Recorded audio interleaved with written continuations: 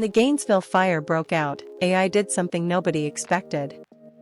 So look, I'm gonna be honest with you. When I first heard about the Gainesville fire situation, I was genuinely surprised by how technology actually stepped in to help. I mean, we always talk about AI being this futuristic thing, right? But this is a real example of it working in real time, during an actual crisis. Let me break down what happened. The Gainesville fire spread across 1,500 acres, that's massive. Thousands of people had to evacuate, emergency services were overwhelmed, and honestly, the coordination was a nightmare.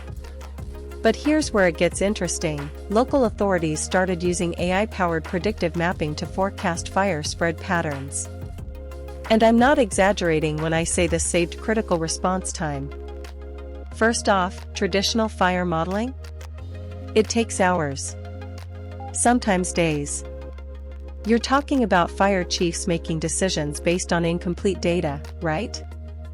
They're guessing. But with AI algorithms processing weather data, terrain mapping, and fuel load calculations in real time, we're talking 15 to 30 minutes of processing instead of 8 hours.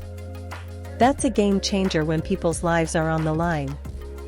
The software analyzed satellite imagery and drone footage automatically. No human had to manually review every frame. The AI flagged high-risk evacuation zones within minutes, which meant emergency alerts went out faster. I was using this wrong for a week thinking it was just statistical modeling, but it's actually predictive neural networks learning from historical fire behavior. That's next level. Here's something else that blew my mind. The AI helped optimize emergency response routes. You've got hundreds of firefighters, dozens of trucks, limited resources. Where do you send them first? Normally, dispatchers make educated guesses. But the system was analyzing real-time data, wind patterns, fire intensity readings, vulnerable population density, and recommending optimal unit placement. That kind of efficiency doesn't sound like much until you realize 40% faster response time in a wildfire scenario could be the difference between someone evacuating safely and not. By the way, speaking of which, the communication side was equally important. AI chatbots handled 70% of evacuation hotline calls, freeing up human operators to deal with complex situations. Think about it, you've got panicked residents calling in, asking where to go, when to leave. An AI system can process thousands of those inquiries simultaneously while humans focus on cases that actually need judgment calls.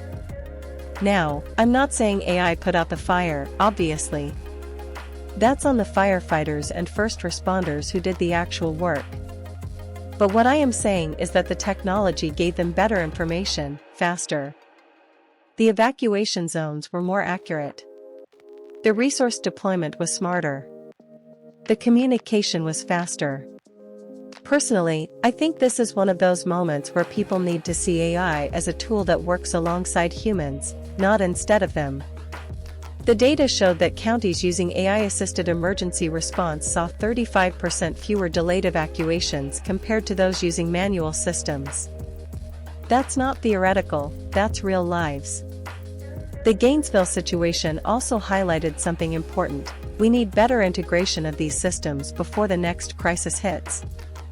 Right now, some fire departments have this tech, some don't. It's fragmented. But the ones that did? They're already sharing data about what worked and what didn't. So here's my takeaway for you. Whether you're in emergency management, local government, or just someone interested in how AI actually solves problems in the real world, pay attention to this.